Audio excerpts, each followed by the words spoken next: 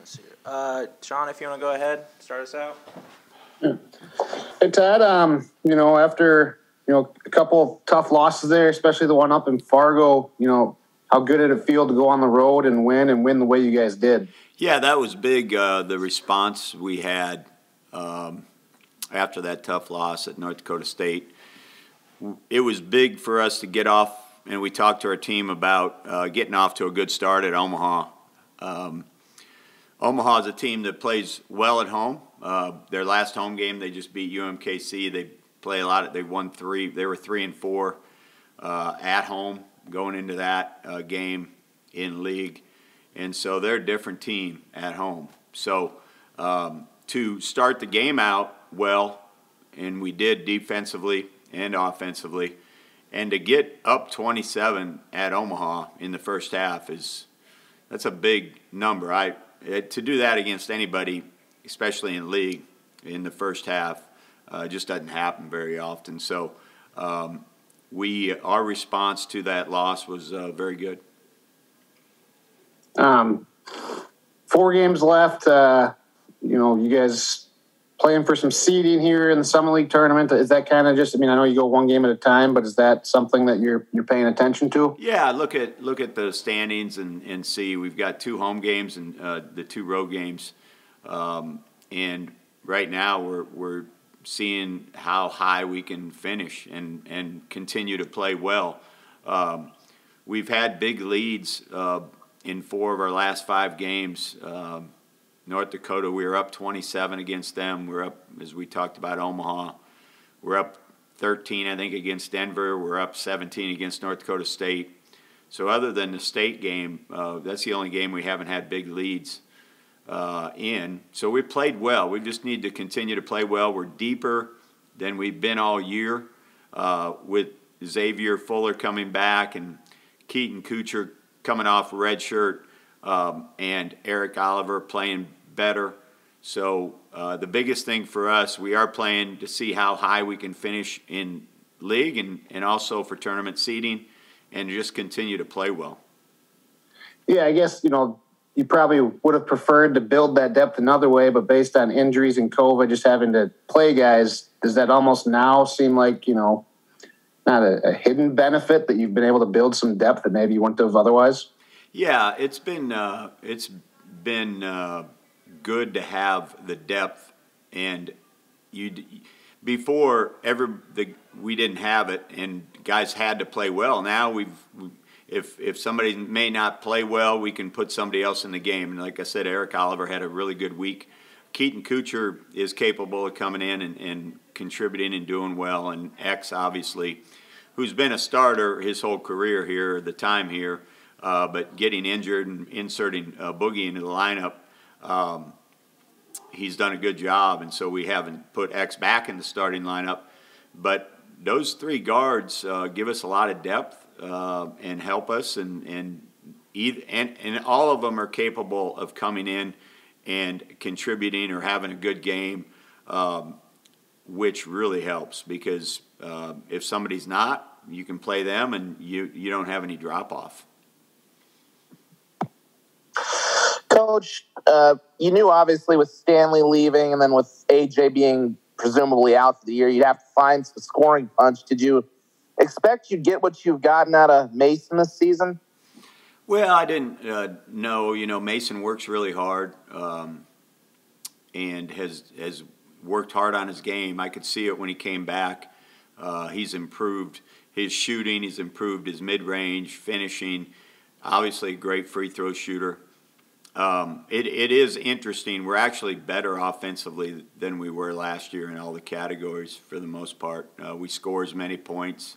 If you go to all my assistants are analytic guys, so they tell me that in every category we're either the same or better than we were last year offensively, which you wouldn't expect.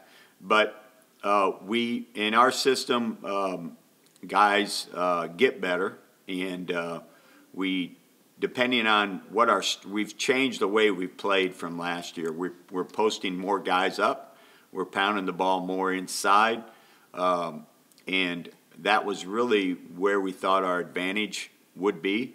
we are a more balanced team, obviously, than last year with now AJ and Stan. But offensively, we're as good as we were last year. Would you have expected, I mean, there's, speaking of another thing you would have expected, is that something you would have been expecting to say coming into this year? Has anything surprised you, or has it been kind of what you thought it might be when you came in? No, I think Cruz, Mason, Tassos have become three guys offensively that we've been able to rely on, and they've had a good, very good conference season offensively. I wouldn't have expected that because we lost 40-some points with two players. It's hard to replace that. But I think it says a lot about our system of offense and our coaching staff that's able to figure out advantages and disadvantages and adapt our system to the players we have. And I think it says a lot about our culture, and the players have to accept that. But that we knew we'd be more balanced. We're not going to have one guy that you just can shut down, or two guys that are going to score all the points. So it is good to see the balance. I think having Boogie emerge has helped Mason and Cruz, taking the ball handling away from them and putting them off the ball where they're able to score more. We can post both of them up. We can bring them off screens. We can bring them off ball screens. But, again, we changed how we were playing once we figured out our advantage. And we need to screen more because we're not a team that's going to penetrate a lot. We need to post up, and that's what we've changed within our system. And last thing I wanted to ask, a little bit of a kind of a macro thing here, but obviously you get St. Thomas this week. Their first year in the league. Certainly, I think they've been competitive, even though their record hasn't necessarily shown it. Next year, they're going to be allowed to come into the Summit League tournament for the first couple of years, even though they won't be actually eligible to move on. Are you moving forward? I know you're still focused on this year, but do you like the idea of them going into the Summit League tournament, even though that they won't be technically eligible here in another year? Yeah, I'm fine with that. I think I do think that the first and second place teams should get some sort of advantage if you finish first or second. I've been in leagues at the mid-major level, and you can have a great year. If you just look at the history of the Summit League tournament recently, South Dakota State got beat by an 8 seed 2 years ago. That year that North Dakota State won that league tournament in Sioux Falls, they were getting beat by Denver the entire game, and Denver had a shot to beat them. That's a 2-7 and a 1-8. At the mid-major level, a lot of times, and that has happened, obviously, you can get upset. So I think more teams in, and I don't like excluding one team. I don't. We've had 9 teams in our league, and you have one that doesn't make it.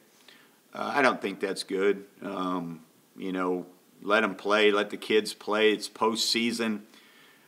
You guys know that's why everybody loves college basketball, to get into March and do something, crazy where some lower seed beats a higher seed, and that can happen in our tournament any night. So I don't like excluding one team. I do think, as I said, I think the first and second team seeds should have some sort of advantage, whether it's a bye. I think that really gives them a reward for having a great year. We're obviously the 2 seed last year, and you have to play Western Illinois, who's capable of beating you, especially when AJ got hurt. And I think you should have an advantage if you're a first or second seed. And I do like having everybody included in the tournament. Todd, you talked about the analytics offensively compared from last year to this year. What do the analytics say defensively? We aren't as good defensively, and I'm not sure if I'm not sure. I really thought we'd be better defensively. We're doing a better job recently, and we've had games where we've really done a good job defensively. We're not as good as we were last year analytically. And I'm not sure if that is because, last year AJ and Stan could score easier maybe than how we're scoring this year. Even though we are effective offensively, maybe we have to work harder for our baskets. The other thing is we have gone through, as you guys know, injuries and different things. Sometimes we haven't been very deep at all. And so I think if you're not deep and you don't have guys coming in off the bench, guys can wear down. You look at times where guys are playing 35, 36 minutes a night. I do think it's hard to be a really good defensive team when you've got to play guys that many minutes. So hopefully with our added depth, we improve defensively. It hasn't been bad, and as I said, there's been games where we've been really good, but we aren't as good as we were last year. But I think a lot of that has to do with our lack of depth during a stretch. And I don't know either. We've been playing so many games. We've had 3 stretches of 4 games in 8 days, and that's hard. We're playing game after game. You have one day off, and then you're playing another game, and we just got off the road of 3 straight road games. You're preparing constantly for the next opponent. I don't think that's good either. Last year we were able to take the whole week and prepare for one opponent. And then you make adjustments on Saturday. Normally you have, you don't play till Thursday, Saturday. You have time to prepare for games. This year, if you look at the league schedule, a lot of teams are playing 5 games in 10 days. One of the coaches told me the other night they've played 6 games in 12 days. It's really hard to be good defensively when you, and sometimes offensively, when all you're doing is playing games. And that's, unfortunately, there's been a couple teams that have not done that. And it just so happens that they're first and second in the league. Oral Roberts and South Dakota State have really had no makeup games to I think State has had 1 and Oral Roberts hasn't had any. And so that I can remember, I think it really helps you when you have more time to prepare. So was that the case last Monday night when NDSU made its big comeback? Did the defense just run out of gas? Or was it a lack of urgency, or what was it? No, it's interesting because we took it was a close game at half, and we took the first 12 minutes of the second half where we really were good defensively. They were stuck on 40 forever. So we built up a lead up to 17 and pretty much dominated that 12-minute stretch. And we got it up to 17. It was probably one of the most unusual games I've ever been involved with because we from the 8:40 mark till the 5:40, that 3 minutes, that game went from 17 to 5. And we turned it over one time in that time period. We missed some layups. Tassos obviously traveled with that basketball. That would have put us up 13. Mason missed a layup, would have put us up 12. They were scoring quickly. Grant Nelson went crazy for a little bit, and they were scoring quick. So it really was just a 3-minute stretch where, and we didn't play bad. We missed layups. We didn't guard Grant Nelson, and then Cook got away from us a couple times in the corner. But after that, now it's a 5-point game. You're on the road at North Dakota State. It's pretty much, now it's a dogfight, and you got to figure out how to win the game.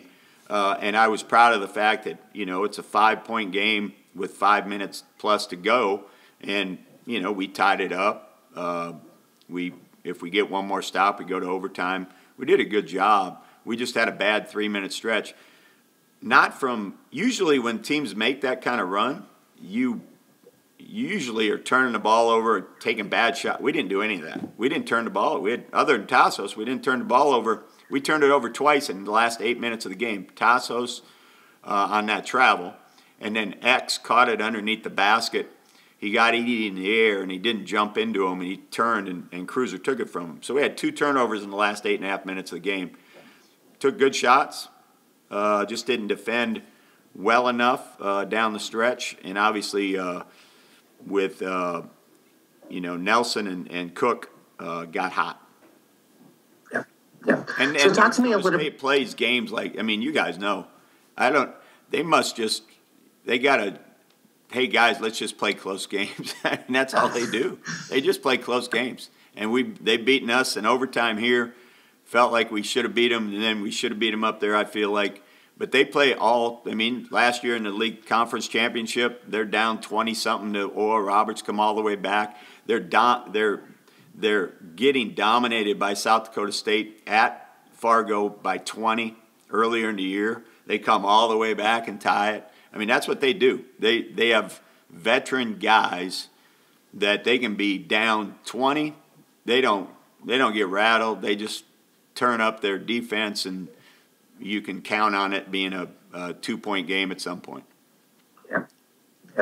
So you mentioned Keaton, and we've talked about Keaton a little bit here. What did you guys see out of him from Mount Vernon that gave you guys the idea that he was going to come in and contribute right away? Well, he was on scout team, and he's hard to guard. Some of those guys, our guards have a hard time stopping him at times. He can really shoot the basketball. He's a good, quick athlete, tough young man. So, it was always, we planned on redshirting him, but when we had all the depth issue, with X being out, some other issues health-wise, there's times that we would get guards in foul trouble, and we just had nobody to go to. And so, we talked it over with his parents and Keaton, and he wanted to do what's best for the program. He wanted to play and wants to contribute and help, and he's played well. But he did have COVID after Christmas, and he had some issues health-wise recently, and so they ran him through a myriad of tests to make sure he was okay. So he missed a week of practice leading into these games last week. So he wasn't really practicing much. He got cleared, I think, on Tuesday or Wednesday of last week. And so he hasn't been practicing much. So it'll be good for him to have this week to get ready to play against St. Thomas and Western. What do you feel like he needs to work on for the rest of the season, and what do you feel like he needs to do to kind of get that bounce back? Well, he just needs to get back in the gym and get in practice, and it's the same thing with Xavier. Both of them, are not in basketball shape. Obviously, Keaton wasn't out as long. Xavier was out 6 weeks. So Xavier's not in basketball. He gets tired out there pretty quick, and the only way to get into basketball shape is to play basketball and go hard and practice, and that's what Keaton needs to do. And so what Keaton needs to improve on is what every freshman in the country needs to improve on, and that's just situation, knowing where to be offensively, defensively. He's competitive. He's got his heart races, like he gets after it. Sometimes, not having the experience. He hasn't made a lot of mistakes, but I would say that, most freshmen think if they can score, they're going to play, but actually if you can defend and not turn the ball over, you play. And Keaton's done a pretty good job of that. I think he'll make shots. And he has a really high confidence level, probably as confident as anybody on our team, and he's a freshman. He really believes he's going to make every shot he thinks it's going in, and if he's open, he's going to shoot it, or if, he believes in himself, which is really good. But most freshmen, it's the defensive end, and then knowing where to be offensively, not making mistakes that way, but normally it's the defensive end. Todd, just want to clear something up from earlier. As far as you see, is Boogie the starting point guard for the rest of the season? Yeah, right now he's really helped Mason and Cruz, and he's played well. You know, he's averaging close to double figures in league. He's shooting in the 50% plus. He's one of our better defenders. It's really, for us, we need to have Mason or Boogie out there. They're both two of our better defenders, and it's really good when they're both out there defensively. So, yeah, that's the plan right now. You know, we'll see if anything changes as X gets in better shape and gets more practices and gets in game shape. I think his game will continue to improve. And so, but right now, yeah, the way we've played with Boogie at the point, and as I said earlier, I think it's really helped Mason and Cruz take away the ball handling from them. Mason slides to the point some, but it's really helped them offensively. They've if you look at it, since Boogie has come into the starting lineup, both of those players have really improved offensively, and I think that is a direct correlation to having Boogie in at the point guard. Have you talked to Xavier at any length about adapting to the bench role a little bit? No, I haven't. You know, he comes back. We had a meeting the other day about you know, how he can get in better shape. But I told him, I said, you can do individual work extra. You can get more shots up. But, you know, to get into basketball shape, you have to compete and play basketball. He was out 6 weeks. I haven't talked to him about that. You know, when he stopped playing, it was December 22nd. And after that, you know, we went on a run with Boogie at the point guard, and we played well. And obviously X is a very important part of the team, and he's played, you know, he played 18 minutes the other night. I think his minutes will continue, you know, to if he, which I think he will, get better and better, his minutes will go up. But I think anybody can see that we've played really well with Boogie at the point, and now it's just a matter of trying to get ready for, you know, finish the season out strong and get ready for the league tournament. And I think with our added depth, I think it's, you know, it really helps, and X is a big part of that. A lot of your scoring has come from the starting lineup. Is it helpful to have a scorer like Xavier on the bench? Yeah, it definitely does. And it, you know, Eric's come in and scored recently really well for us. He had 17 at Omaha. He had I think he had 3 threes the other day at Denver. You know, he's played well. And like I said, Keaton can come off the bench and score. So we have not had that this year. And so it's a big advantage for us now. We're deeper than we've been all year. We didn't play Nick or Keaton the other day, and both of them are capable of competing and playing in that game against Denver. But matchups and the way we were playing, we just didn't put them in the game. So we're as deep as we've been all year, which is good to see at the end of the year. Last year, Mason was hurt. If you remember, he had broken ribs. Nick was out, and obviously AJ got hurt at the end of the year. So we weren't as deep going into the league tournament. So hopefully we stay healthy, and we've got that added depth. And as you said, we've got some scoring off the bench, which is really going to help us.